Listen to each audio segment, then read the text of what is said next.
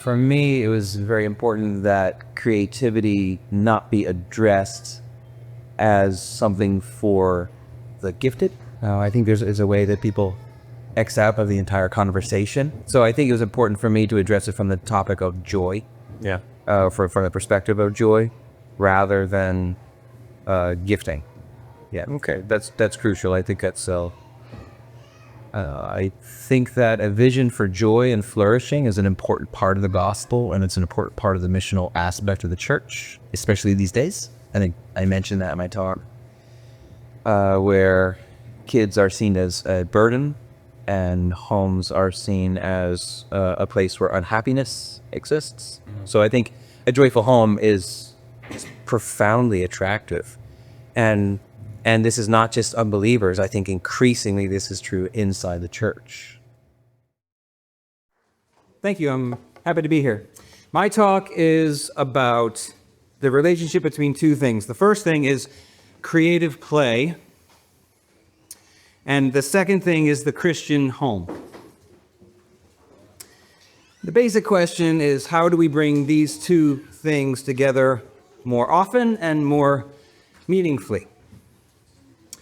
So I'd like to start by defining my terms. Let's jump into what I mean by creative play. First of all, I mean creative play, not creative work. You've already heard a fine talk on vocation and work today. When we think about creative work, we might think about professional artists, musicians, architects, craftsmen. Good things, but that's not what I'm going to talk about today. Also, when I'm talking about creative play, I'm not going to talk about uncreative play. I like to play cribbage and chess. I don't consider these things to be particularly creative. Cribbage, chess, most video games. These are, when I call them uncreative, I don't mean that they're bad. I played cribbage last night, and I won. So that's good. But these are games that tend to reward memory and skill over creative choices. So what exactly do I mean by the term creative play? In 1949, a Dutch historian by the name of Johan Huizinga, he published a book called Homo Ludens. And this is it's a Latin phrase called, well, man the player. Man the player. It means that play is this basic part of what it means to be human. So we often think about these Latin phrases such as Homo sapiens, man by nature, by just to be human means that we are thinkers, Homo sapiens. We're also, to be human means to make tools and to work, Homo faber. Well, in the same way that we are basically thinkers and we are tool makers, so are we also players, Homo ludens. I don't agree necessarily with everything that Huizinga theorized. I do find some basic things that he said helpful. I'm going to share them with you. What do we mean by creative play? There's going to be three basic characterizations, descriptions, or you can even call them definitions. First, play is free. It's free in two ways. The first way that play has to be free is that it's not play if you're doing it for money or any other material interest. In this same way, if somebody's sitting there saying, unless you play, I'm going to hit you with a hammer, that's not play. If you're trying to preserve your body, if you're trying to make money, any of that kind of stuff, that's not play. That's why I said that professional musicians, though what they are doing is creative, is they're really working in that place because there's monetary interests. The same would go for professional sports players. The second way that play has to be free is more emotional. When we say that play is free, we do mean that it's not a monetary thing, but we also mean that it's carefree. It's fun.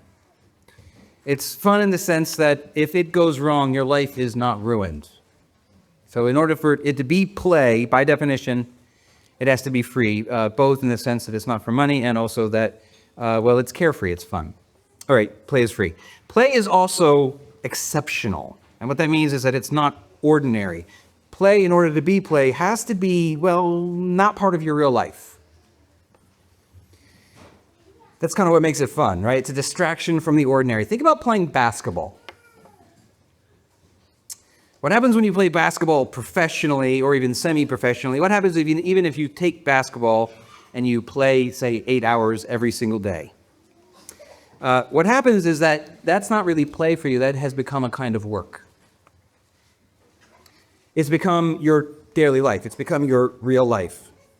Play can become work in a couple of ways then, right? We can do it because it's for money, or it can be that it has become work because you do it all the time. So an example of this in my home would be, for me, cooking is play. For my wife, it's more often considered work. Now, if she said, you know what, tonight we're going to make something special, then that could become play. Because by definition, play is exceptional. It's kind of out of the ordinary. So play is free, it is exceptional, and one more thing. Play creates order. It takes chaos and makes order out of it. Makes order out of chaos. It keeps, and it even makes rules in order to do this. So think again about basketball. If you've ever played basketball, or any other game for that matter, you know that the rules are essential, not just for the fairness, but for the fun. If you may have done this, you may have at some point played with somebody who, they're all the time double dribbling.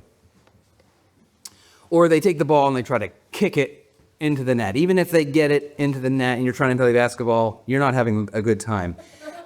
Maybe they don't know what the rules are about. And the truth is, it doesn't matter. Maybe they just don't even know. So part of their job is going to be to learn to know the rules and to play by them. But knowing the rules and playing by them is part of the fun. Kids know this instinctively. That's why they come in and they say, it's not fair, they're breaking the rules, I'm not happy. And we say, oh, stop, it's just a game. But actually what they're doing is maintaining something of the sense of what it means to play, which is play is orderly. And as soon as it's not orderly, it's not fun and it's not play. Play often will create order in two distinct ways. First is by creating a new order, and the second would be to, take a given order and modify it in some way. Creating play makes up a new order when you make up a new song or a new game. So you can think again about basketball. The original creators of the game, they were being particularly creative and involved in creative play. They told us, well, the basket's going to be this high, and the ball's going to be about so big, and also you can't take more steps than 3 after you stop dribbling, right? They get to make up the rules, they get to make up the order. So they're creating a new order. Creative play also takes place by taking something kind of old and modifying it. And for what it's worth, this is much more common. When we think about creative play and being creative, almost always what we're doing is we're taking something and adjusting it somehow. We're modifying it some way. That happens in basketball when we play knockout, or when, this happens a lot of times in Maine. We don't have enough players. And so we've got 5 players. You're supposed to have 10 players. And you got 5 players, they all want to play. So we have to play 2 against 3. And you're taking a game and you're modifying it in some way to try to create order. It happens in music too. It happens in music when you take a fast song and you play it even faster. Or you take a fast song and you play it slow. Or this time we're going to do it with violin. I did it just then when I said we're going to take a song and it's with the piano, and I stopped playing. And now we're going to do the whole thing a cappella. Not a different song, just a little variation to make it feel a little different. That's the idea. Now the key when we talk about creativity then, and this is so important in our day and age, it has to make sense. The rules and the order have to make sense. That is, you can't take a song and turn it into a pizza. You can't take a pizza and turn it into trash. It doesn't take order and turn it into chaos. It's the opposite direction. It takes chaos and turns it into order. So that's a working definition of what do we mean by creative play. In order for it to be creative play, it's got to be free. It's got to be exceptional, not your everyday, ordinary life, and then also it creates order out of chaos. Okay, let's try it. I have a game. This is something that I do with my choir sometimes, and so if you're part of my choir, help us. But this is a music game. It's a really simple game, and I need you to be open and to participate a little bit. Okay, so first all I need to do is break into 3 groups. First of all, if you are younger than 18, raise your hand. Okay, you're group 1. Okay, if you are 18 and over and a man, raise your hand. You're group 2, and guess who's left? The ladies, who are adults. Okay, so group number 1. We're gonna try on up. Group number 1. That's good. Group number 2. Group number 3. Okay, I think we're gonna do this. Group number 1. You are so many of you, and you're gonna be exuberant. So don't go as loud as you can, okay? Or else your moms and dads will say, it was really good, except you guys were too loud.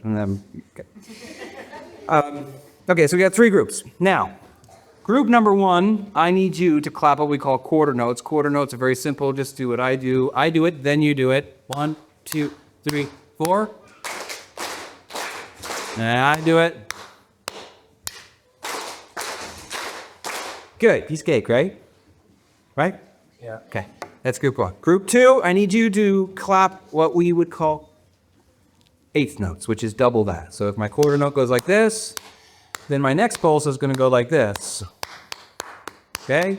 So group number 2, men, be men. Here we go. 1, 2, ready, and 1, and 2, and 3, and 4. Good. And good job. You got the end in there. And then, ladies, I want you to be my half notes, which means my quarter note's this, and you only get to go twice. Sorry. You're tired. It's lunchtime. And so it's going to be 1, nothing, 2, nothing. Ready? 1, 2, ready, and 1. See, and some people weren't able to get that order, and you gotta make sure we do that. So let's try that again. 1, 2, ready, and 1, 2. Okay, very. Okay. All right, you're taking my song and turning it into a pizza. Okay, so let's see what we can do all of that together. So let's just make sure team 1 knows what it's doing. 1, 2, ready, and keep going. And stop. Okay, team 2, 1, 2, ready, and keep going. Close enough. Okay, good. And then team 3, 1, 2, ready, and good. All right. Now we're gonna do it all together. 1, 2, ready, go.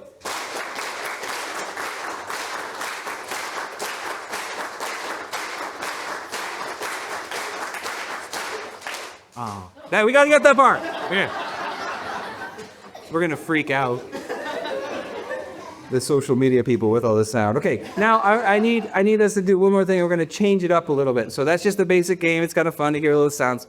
But now next what we want to do is change it to some other kind of body percussion. So body percussion could be your belly. It could be a little rub of the belly. It could be a little tap there. It could be a little something on the legs. It could be on the head, okay? But we need to decide what we're going to do. So group number 1, what do you want to do? Someone speak. Legs? Okay, group, thank you. Legs, okay? No, we're not going to do stomping because that would be atrocious. But, okay, so that's good. Okay, so let's hear it. The group number 1. 1, 2, ready, go. Good. Okay, you understand legs. Very good. Group number 2, what do you want to do? Chest. Like this. Okay. Men. Okay. We're going to do chest. 1, 2, ready, and. Very good. All right, stop. And ladies, what are you going to do? Stomp it. Stomp. Yeah, you can do stomp. That's okay. Ready? So 1, 2, ready, and stomp. Good. And good. Now just notice we're going to do exactly the same thing we just did, except we're changing what we call timbre. Timbre is the kind of sound that it is, and you'll experience it differently. Are you ready to go? Does everyone understand what number 1, you know what you're doing? Number 2, you know what you're doing? Yeah. Chest. 3, you're under. Okay, here we go. 1, 2, ready, and.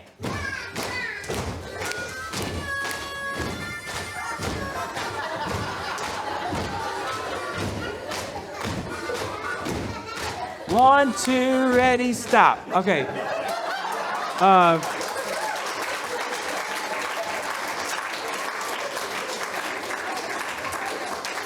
That was out of the ordinary. Very nice. All right, one more thing. I want us to exchange the body language, not the body language, body percussion for a word.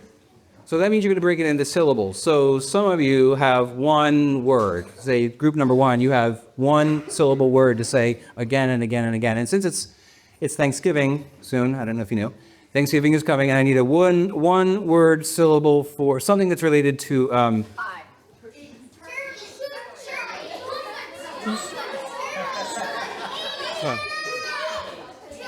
Okay, one syllable word that has been received by the judge is pie.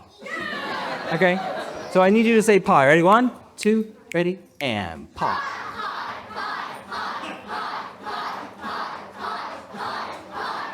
Good. Right. I also do this game at math conferences. Okay. And now group number 2.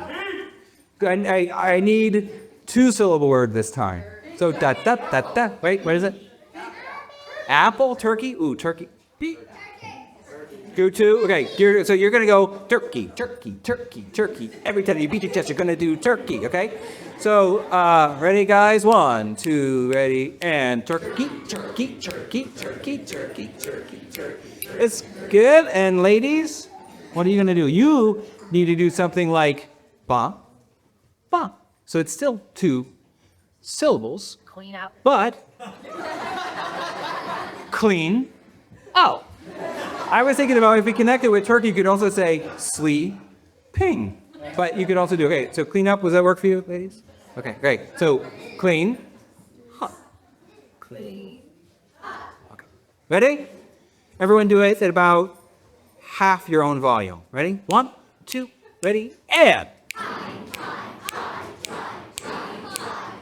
Turkey, turkey, turkey, turkey, turkey, turkey.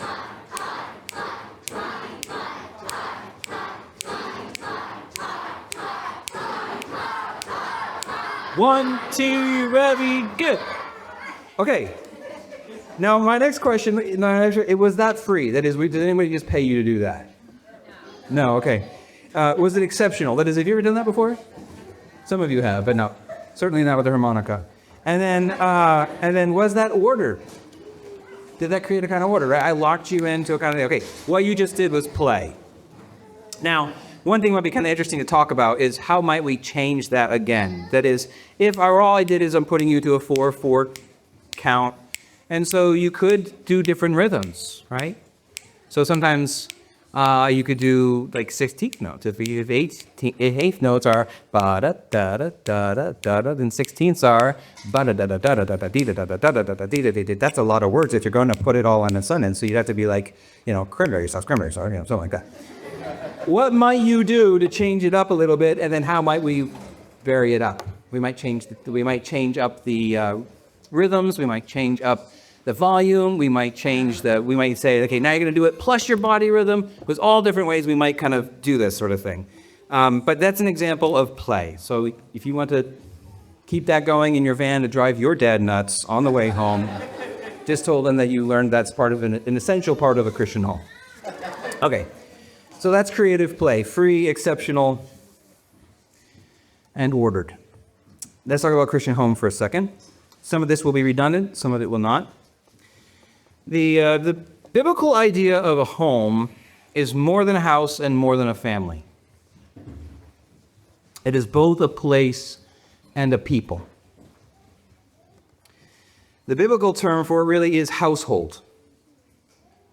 It's what Joshua means when he says, as for me and my household, we will serve the Lord. As for me and my household, we will serve the Lord. Joshua uses the Hebrew word here for house, bait. Quite literally house. As for me and my house, we will serve the Lord. But it can't mean house. Why? Because houses don't just serve the Lord, people do. But at the same time, he can't mean merely his family. There is a word for family, mishpach. And he does not use that. He says house. The idea seems to be this, a place where his people are. The idea is that the place and the people that Joshua takes responsibility for. This includes his immediate family. It will include any extended family members. And it will also include any single people who happen to live with him.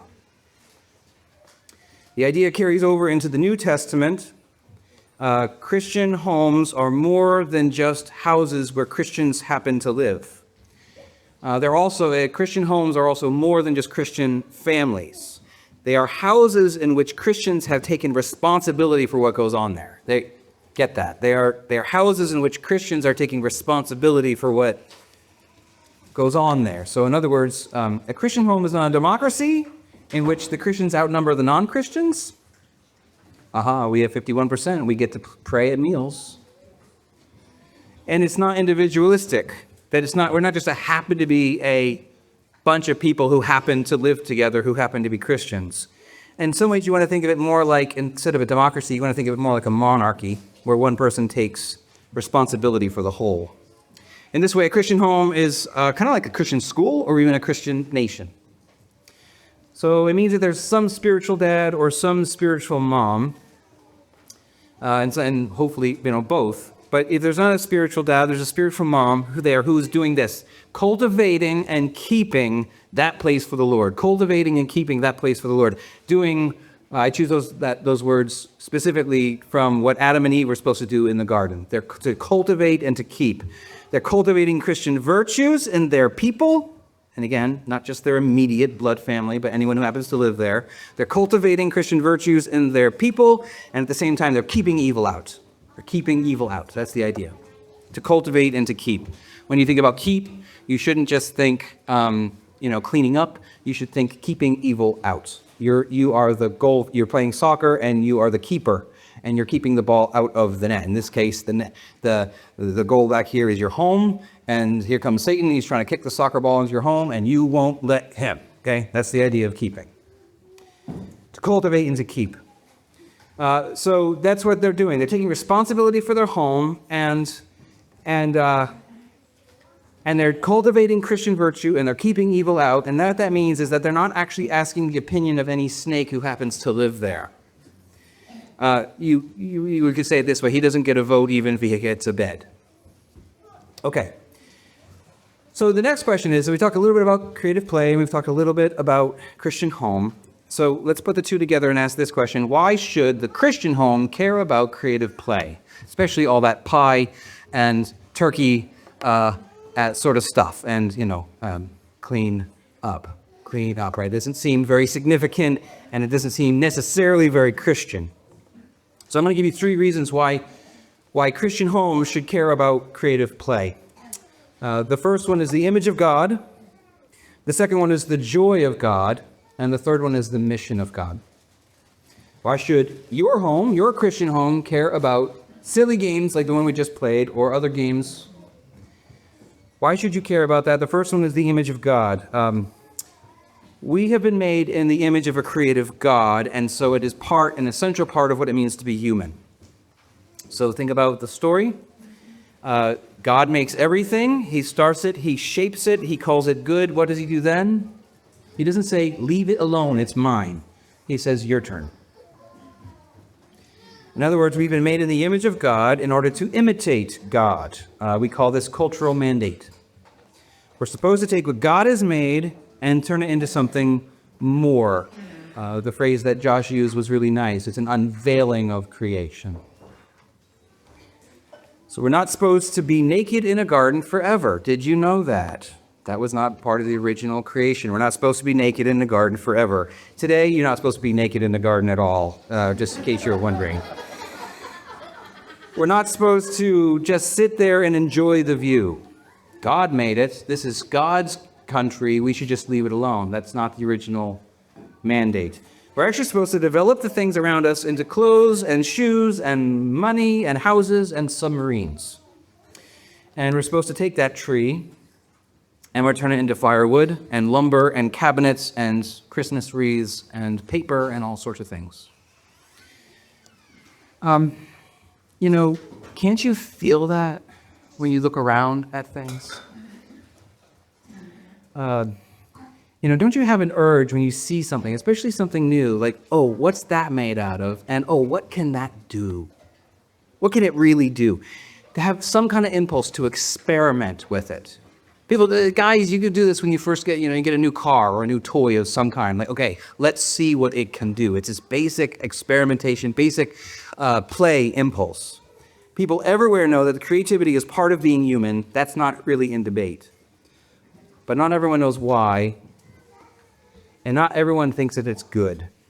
And as Christians, we know why, and we believe it's very good. We want to create because we've been made in the image of creative God, and we ought to create because God said it was part of our job.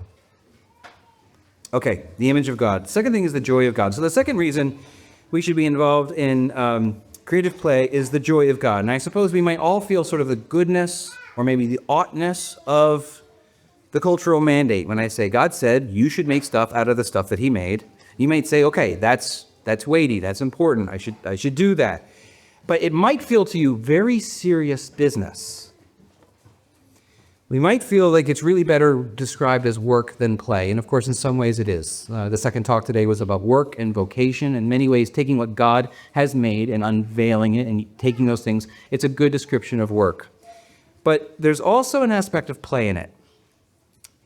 Now, some of this play has been affected by the fall, because now what does the Lord say, especially to Adam? That now you're going to do these things. You're going to be working by the sweat of your brow. It's going to be harder now. But if that's all you have, then I don't want to offend you, but if that's all you have, if you think all this is very, very serious business, then I want to say to you that you suffer from a very sad view of God and limited view of God. In Proverbs chapter 8, and just notice, I'm also going to the Proverbs here. This is the third talk, and all three talks have leaned quite a bit in the wisdom literature, in the book of Proverbs especially. That is, we find that these things, when we're talking about Christian home, and we're talking about whether it be getting outside of ourselves, or it would be about vocation, or it would be about creative play, we're talking about the creational wisdom of God and how Christians ought to avail ourselves to these things. So Proverbs chapter 8, we're told about the wisdom of God in the creation of the world and even in the cultivation of it. And it might just cheer you up, if you've not ever read that the wisdom of God is depicted as playful, cheerful. Proverbs chapter 8, verse 30. I was beside him as a master workman, and I was daily his delight, rejoicing always before him, rejoicing in the world, his earth, and having my delight in the sons of men. Now therefore, O sons, listen to me, for blessed are those who keep my way. Heed instruction and be wise, and do not neglect it. Two things we see here. One, the wisdom of God is happy, and we have been called into it. The wisdom of God is both, first, happy, and second, we have been called into that happy wisdom. So, it might happen by the sweat of our brow, but think of the way that bacon and pineapple and cheese and bread come to form that thing we call a Hawaiian pizza. Think of how a violin sounds if you touch it just the right way. If you touch it the wrong way, I'm not talking about that, but if you touch it just the right way, if you think about electricity and the way that it comes down this line and then it goes into this little filament, at least the old style light bulbs, and lights a room, that should give us joy. The combinations of all the things of the world, bringing them out, that should not just be like, it's a good thing someone works around here. It ought to be a kind of play. And so, Isaac Newton really got it right. The famous Christian scientist Isaac Newton says this: I do not know what I may appear to the world, but to myself I seem to have been only like a boy playing on the seashore. The third reason that the Christian home should be involved in creative play is the mission of God. He's involved in creative play himself, doesn't he? The mission of God. So the image of God, the joy of God, and now the mission of God. God's mission is what? it's nothing less than the restoration of the entire world. And so in creation, we're called to cultivate and keep the world. What happens in the fall? We lose our ability to do that. We're created for something, and we can't actually fulfill the mandate in which we were called. What happens then is Christ comes, and he gives us the ability once again. In Christ, we begin again to rebuild the world. We can actually do what we were made to do. What's the effect? The effect is that people who do not know God come to know God. Because restored lives are compelling lives. Because restored lives are compelling. We enter into the joy of God and others want in. You know what this is like. Some kids are playing Foursquare. And then your kids are like, I want to go play Foursquare. Or your kids are playing with paint. And some other kids are like, well, can I play with paint? And the same is true of Legos and basketball. The same thing is true of carpentry and hunting and all different things. People see that there's joy and they want in. In Matthew chapter 5, verse 16, Jesus says this, "Let your light shine before men in such a way that they may see your good works and glorify your Father who is in heaven." Now, you may read this command. This is a pretty familiar command. You may have read it or have heard it explained as you should start soup kitchens. And you should start addiction programs. And perhaps it is. Given the story as a whole, that is the story of creation and fall and redemption as the whole, given the story of the entire Scripture, why limit the list so much? Why think that the only good works are those works which are soup kitchens and addiction programs? Why not include in your good works, which will draw other people by bringing them to the glory of God, writing good stories, making good food, making good pottery, making good houses, designing good engines, even playing a happy game of basketball? St. Irenaeus said, "The glory of God is the human being fully alive." And in an age of zombies, being fully alive is really missional. Well, we've talked about creative play a little bit, and now we've talked a little bit about the Christian home, and how to bring the two together a little bit, or why we might want to, but we still, I think, have some hindrances.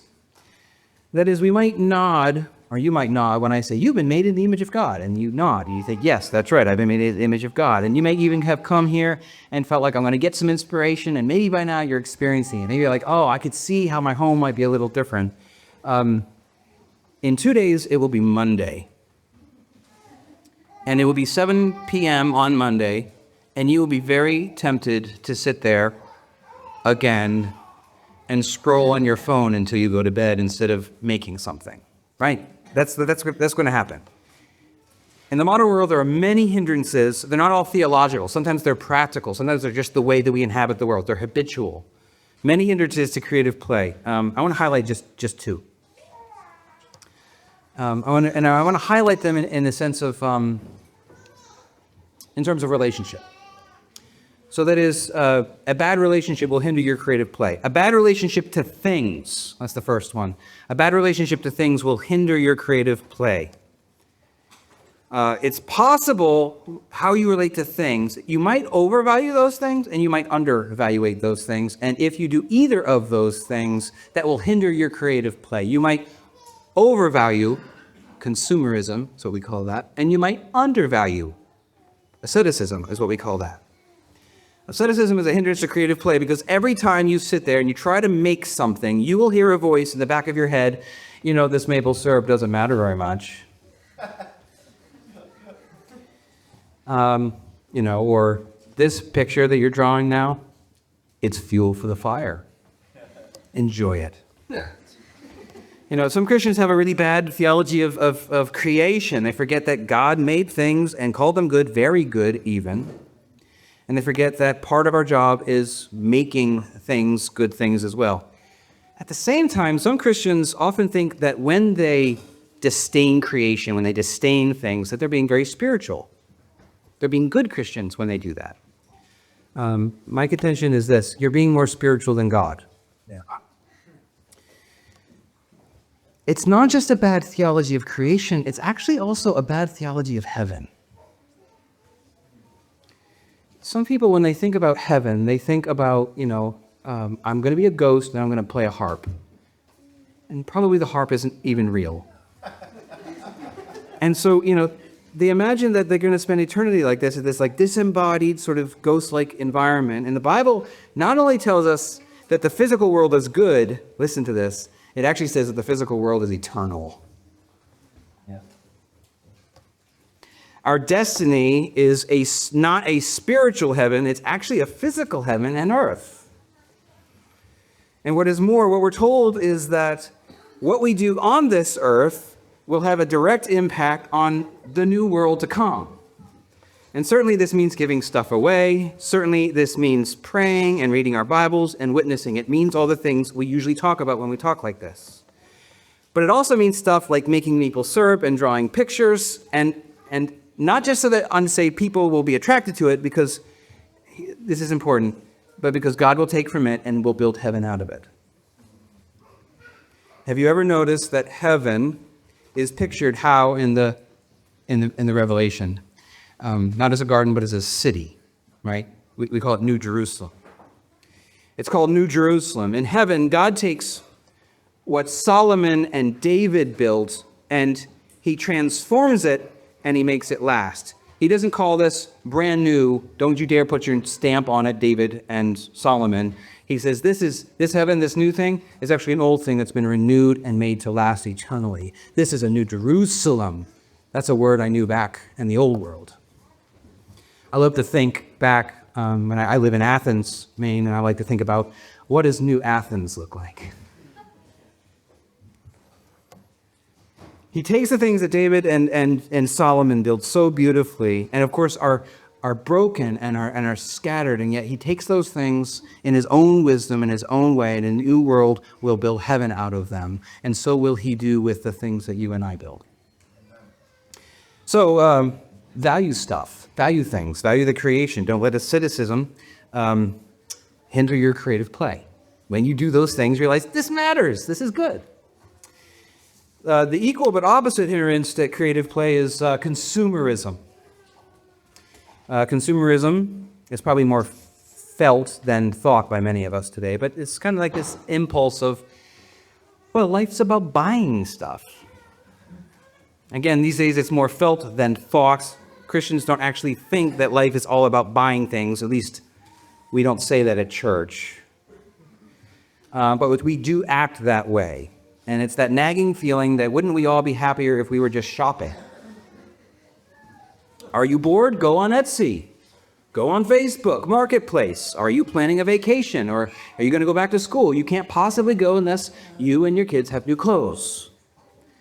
Are the kids fighting? Again, the answer is probably that they should all have their own electronic device. And that's the idea, right? The point of happiness, the point of life is kind of happiness, and happiness, really, the road to it is consuming things. So what do we consume? Food, clothes, cars, education. Did you know that we could consume education in a similar way that's consumeristic? Education, and then also entertainment. Some of you will know the author, Wendell Berry. Here's a poem by him. When I think about consumerism, I think about this poem.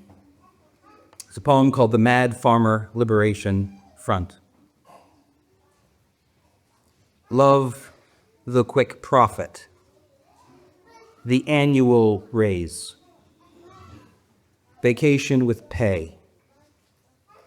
Want more of everything ready-made. Be afraid to know your neighbors and to die. And you will have a window in your head. Not even your future will be a mystery anymore. Your mind will be punched in a card and shut away in a little drawer. When they want you to buy something, they will call you. when they want you to die for profit, they will let you know. So, friends, every day do something that will not compute. Love the Lord. Love the world. Work for nothing. Consumerism is a hindrance to creative play because if you are given into consumerism, you won't even think about making things. You'll only think about buying things.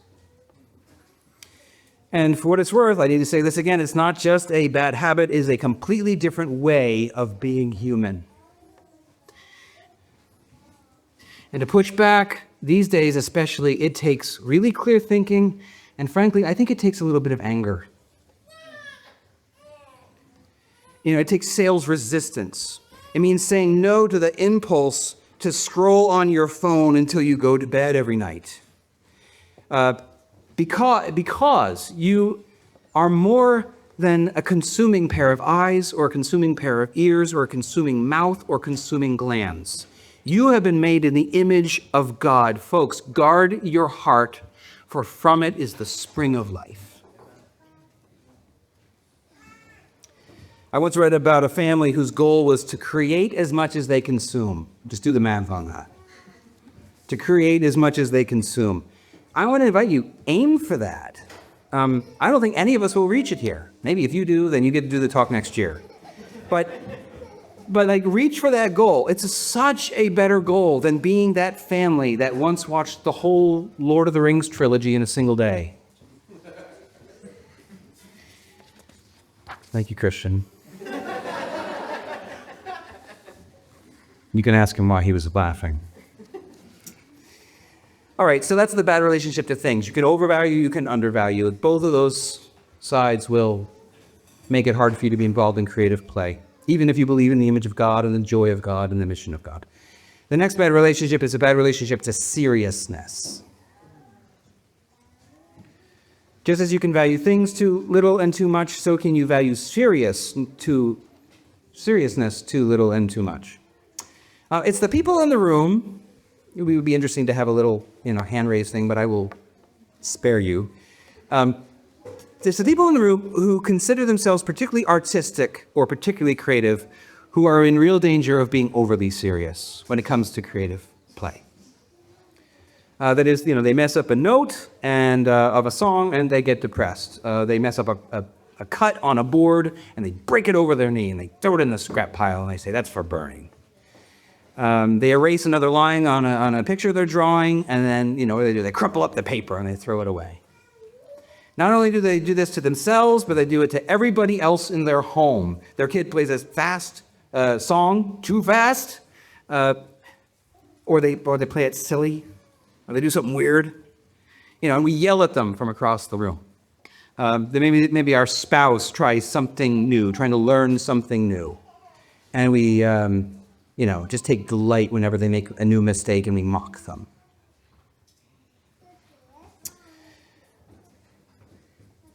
The reason that being overly serious is a hindrance to creative play is that it does not allow the space to play. It does not allow, here's the word, it allows very few risks.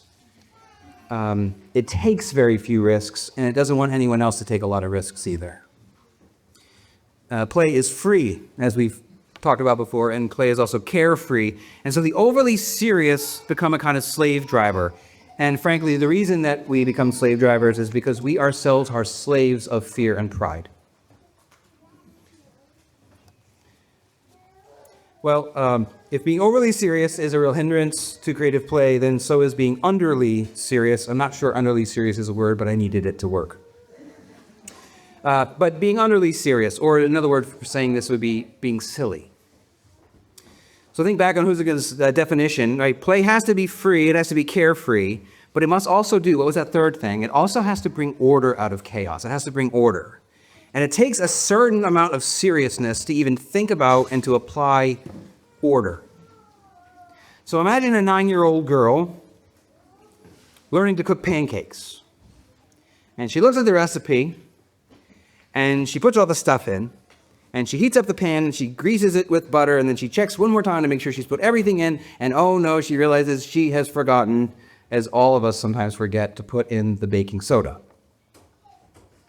All right, what might her response be if she's overly serious? If she's overly serious, she tried to make pancakes, she messed them up, and now what is her response going to be if she's overly serious? Yeah, cry, maybe. Tell herself that she's dumb, throw all the stuff in the trash, maybe go and do something that she already knew she was good at. What would she do if she's not serious enough? I picture this, and probably because I can picture myself like this, not as a 9-year-old girl, but I'll let it stand. Well, she's gonna laugh. She's gonna say, "I never really wanted pancakes anyway." She's gonna take the stuff, and she's gonna say, "Oh, it's snowing," and throw it all over the place. And it's like, "Yeah, I never even cared." What might that same little girl do if she has the right sense of seriousness and she finds herself in this predicament? What? Oh. That's very cute, but I don't think that's the answer I was looking for. Yeah, it's kind of like, oh no, I made a mistake. I forgot something. Maybe she'll go to her mom and say, "Can I still add the baking soda now?" And if she can, she'll add it and continue baking pancakes. And if she can't, then she'll try again. Can I try again? Even if she has to throw some of the other stuff away, she'll say, "Can I try again?" Because the truth is, she does care about making pancakes, even if she's not yet very good at it. And so play is fun, but it's not the only goal, right? One of the goals is fun when we think about play, but it's not the only goal. Sometimes pancakes are the goal. Here's what I'm saying. It takes a level of seriousness when we're going to make order. So be serious. Just don't be that serious about yourself. Okay, I want to finish my talk. I have no idea how long I've been, but I want to finish just with like a list of some advice. It may be that you would like to make your home into a place that creates as much as it consumes. You might even want to deal with the things in yourself that hinder creativity, but you don't know how. And so again, as I finish my talk, I want to kind of just give you some things that help me. I want to give you some advice.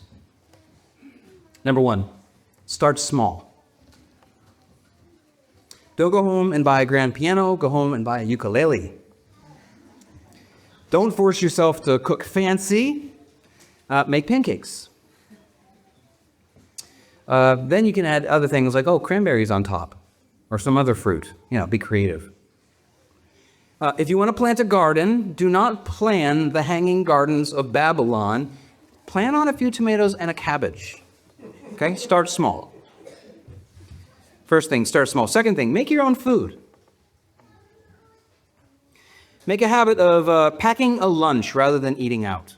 Just make a habit of that. That not only will that be really good for your pocketbook, that'll also be really helpful for you in terms of your creativity.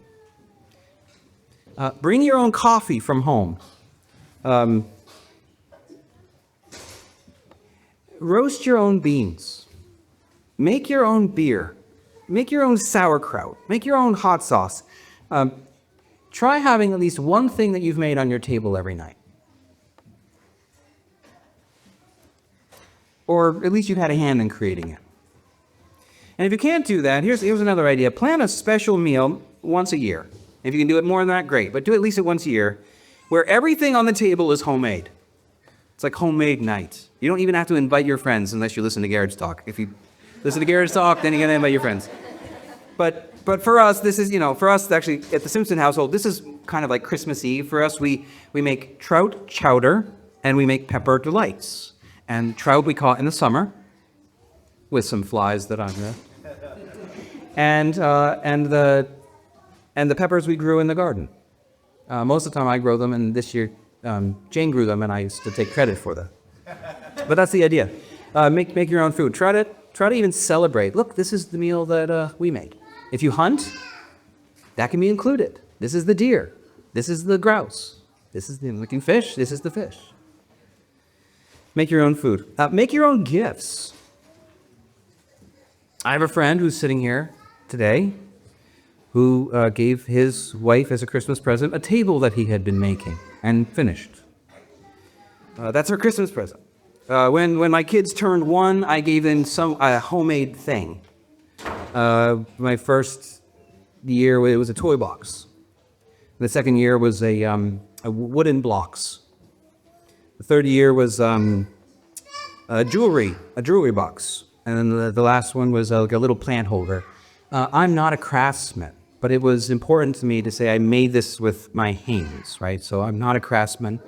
I'm pretty green at all of that. There's some other things that I like to do, and I think I do fairly well, but that was me trying to play a little.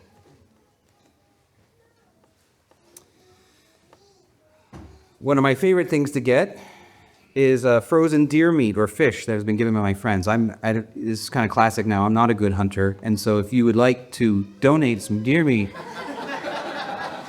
then we'll count that as points for creativity for you. Make your own gifts. Here's another one. Be suspicious of easy entertainments. Be suspicious of easy entertainments. No one is creative during a movie. No one is creative at a theme park. No one is creative on Facebook. We can argue about that later. The point of these things is for us to go passive and for us to consume what other people have been making. And that's true for us. It's also true for our kids. If the TV show that has been approved as educational by the experts, it's still a TV show, which means the thing that the kids are learning is sit there, do nothing, and take it in. Which means I don't have to do anything. I can just go through life by being passive and letting other people do stuff for me. That's the underlining educational thing of every educational movie out there. They can just sit there and watch. Creativity is essentially active, not passive. So be suspicious of easy entertainments. 5, make friends with boredom and ness. For some people, like, finally, all right, that did a long time ago. That's easy, right? Go back to the order thing and it'll help. Okay, but what I mean is that you're not a failure if you do not fill up your kid's schedule with awesome things to do. This is one of the awful things in modern life where we feel like if my kids ever say, oh, I don't know what to do, I'm bored, it must be my failure. It's not a failure. You're not a failure if your kids come and say, I'm bored. Actually, that's success. Let them get bored. What you will find is if you let them get bored, they will have time and space to think and feel. And then you'll find, oh, they made up their own games. There are games that my kids play that I have no idea how the rules go and how they do it. And they go outside and it's like when they're other kids, they play Bear Scare. I never played Bear Scare when I was a kid. They play Bear Scare. I'm not even sure where it came from. If you want to know about it, you have to ask my kids. I think they made up the rules. That's because I let them get bored. Okay. Also, you're not a failure if other people come over, your mother-in-law comes over, and she finds little bits of paper on the floor. Your home, if it's going to be involved in creative play, you're going to need to make friends with boredom, and you're going to need to make friends with a little bit of mess. Okay. Number 6, feed on other people's creative play. Feed on other people's really good and rich creative play. So some books and movies make us go numb and passive. We kind of know the ones that we're talking about. Some books and movies inspire us, right? We all know the movie where we're watching the movie and we think, oh, I just wish I could stay here and just live in the world of the movie, right? That's the worst kind of movie. The best kind is the movie that we go in there and then we actually are inspired to go out and live better at the end of it. There are those books and movies like that. So, make a list of good ones, go through them this year. In our house, we read, and we read out loud, and I recommend that. L.M. Montgomery, the Anne of Green Gables. Not only is that nicely written, it's also about a particularly creative little girl, which is good role modeling. C.S. Lewis, yes, he had to get in here somewhere. And anything by Kate DiCamillo. It's truly watched plenty of trash, like The Avengers. I think we watched that last night. Was that last night? Last night. Trash, but awesome. But we also try to watch things, we really do try to watch things that enrich our language. People who talk better than you, enrich our language. and also enrich our imagination. So Jeeves and Wooster, the B.G. Wodehouse, an old Jimmy Stewart movie, Harvey, Babette's Feast, things like that. All right, the last thing, number 7. Encourage and engage in creative play yourself. This is not for kids. This is for everybody. So if your kid writes a story, you should read it. And if he builds a tree fort, you should go and look at it, and you should try to get up there if at all you can. If you get stuck up there, it's all the more fun for the rest of the family. If she plays a song, listen to it until it's done without checking your phone. If your wife makes you mittens, wear them. It's really good advice anyway. If they mess up, that is when they do their song or their tree fort or their mittens, when they mess up, and the truth is everybody will. And the only people who don't mess up are the people who are not risking anything, and that means they're the same people who are not engaged in the wisdom of God that is joyful. Encourage them for trying. Don't make them afraid to try. Don't be that guy. And above all, really, keep playing.